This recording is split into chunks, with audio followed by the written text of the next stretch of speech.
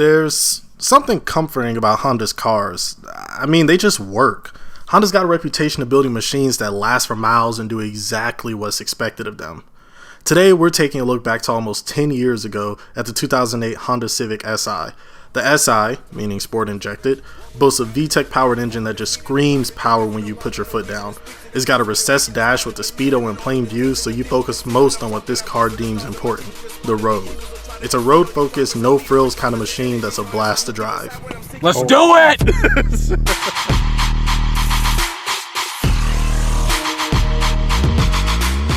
Now it's time to talk about my baby. My pride and joy, my Honda Civic SI from 2008, baby. The best generation ever, in my opinion, dude. I mean, shoot. I can't argue. I know the newer cars, they replaced the VTEC with turbos. That's cool. I just can't get over that naturally aspirated engine feel and sound. It just has like this certain energy to it. It's incredible. It's not the most powerful car in the world. It's about 200 horsepower. And it gets you where you need to be, but I will say this, it's like a go-kart almost. It might be front-wheel drive, but it's a lightweight chassis, and it's got a peppy engine. It revs all the way up to 8,000 RPM, son! It's crazy. Yeah, man. Like, a lot of people want to give front-wheel drive cars a lot of gripe. They aren't sporty. Get a 2008 Civic SI. It'll change the way you think about what can be a sports car. I mean, the pickup and go on it gets into gear, buttery smooth. Oh my god, don't even get me started on the shifter, man. The shifter is so smooth. You guys know what butter is, right? That's how smooth the shifting is. Oh my god. But the main thing I want to point out, like for this car in particular, like the shifting is so easy and buttery smooth, man. Ever since I bought it, it's just awesome. I love it. And Hondas are actually known to make buttery smooth transmissions because you got to understand that Honda has a really strong racing heritage, and that's pretty much what we're driving today. It's a race car. It just happens to be a slow race car, and I'm okay with that. It's perfectly fine for street use, everyday use, racing, track days, grocery getting, whatever the case may be. This car can honestly do it all. People are gonna rag on Hondas till the day they die, but these are actually one of the best brands out there as well. Not saying that we're like sponsored by Honda or anything. Please, Honda, sponsor us, Honda. Yes, but like this car is just incredible. Like no biases. Like this is a really cool car, and it's made for people like us. In our mid 20s, late 20s. It's just a cool car, and it's a legit tank. God. Yeah, I mean, like you said, people want to try and rag on Hondas. It's just a Honda. That Honda will go for 400,000 miles before it tells you it needs an oil change.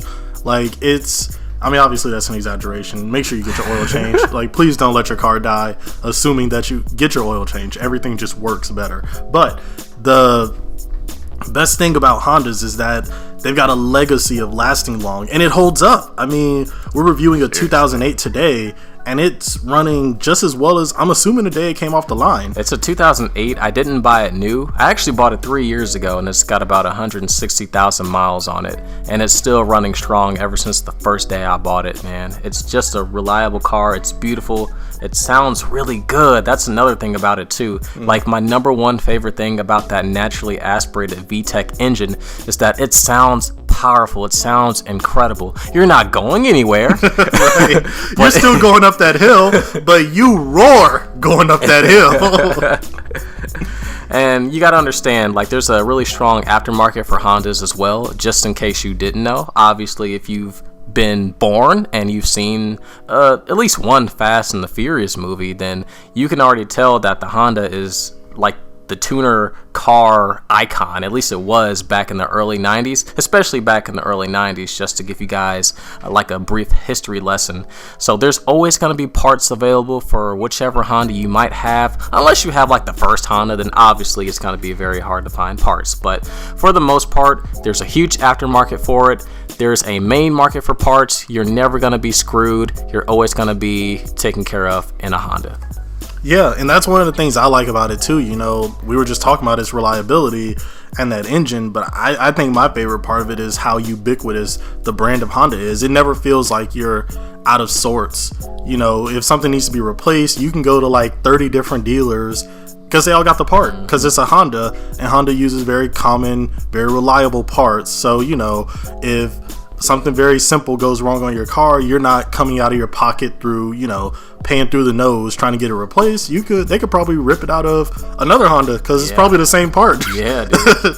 You know, Honda's a very efficient kind of company, and it's good in the long term of your car when you know that you can reliably maintain its upkeep because parts are very available. Because as much as we like cars here, cars go bad. You know, they fall apart. They're machines. The more you use them, the more the parts are going to wear out, and then you start having to factor in how much it's going to cost to replace it. This is where it gets a little dicey, you know, getting into some German cars, supercars, because the parts are very specialized. Honda, everywhere. You could go to a scrapyard and they're like, yeah, we got a 98 Civic out here. We can replace your filter with it, and it's perfectly fine. It's been the same filter for 10 years. Yes, and just to add on to that topic as well, that's why people love their Hondas. They are extremely user-friendly and very easy to work on. Everything is laid out exactly where you would expect it to be, unlike, you know, its German rivals. So it's very We put the oil engine access on the bottom because it's cool.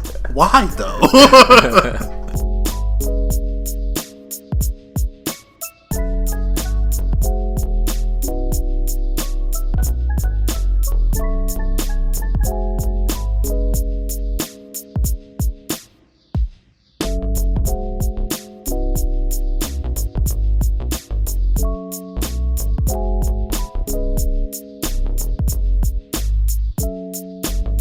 I wanted to do something a little different in conclusion of this review, like provide you guys with some fun facts or things you may not have known about this car.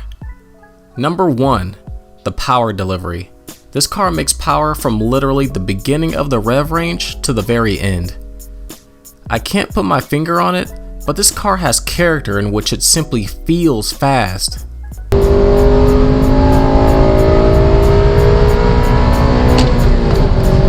Oh, there's a stoplight over here? Most modern sports cars get to triple digits so easily and without breaking a sweat before you go, wait, that was only 120? It's sort of weird explaining it, but this car feels like it's going to take off into outer space. Maybe that's why it reminds me of a spaceship on the inside. But yeah, I will say about this car, even when you do bring it up to the RPM range, it's a slow car with only 200 horsepower, but it feels like you're going 500 miles an hour, man. Yeah, it's all about that sound, like that VTEC. Love it. It's driver experience over everything. Number 2, it's really difficult to see the hood of this car. For example, it doesn't matter how tall you are, or if you lift yourself above the seat. Your head will sink into the ceiling before you have a chance to see the hood. Oh, and side note, other Honda cars share the same trait. It's really interesting because you no longer have a bit of a reference point in front of you. Number 3, insurance rates for this type of car can really suck if you're young. In case you didn't know, many two-door coupes are considered quote-unquote sports cars, even though some are not always faster than their four-door counterparts. I'm looking at you, Dodge Charger and Challenger. Anyway, I compared some full coverage insurance rates, assuming you don't have any traffic violations, no tickets, and no wrecks, with a 24-year-old that owns this car and a 45-year-old.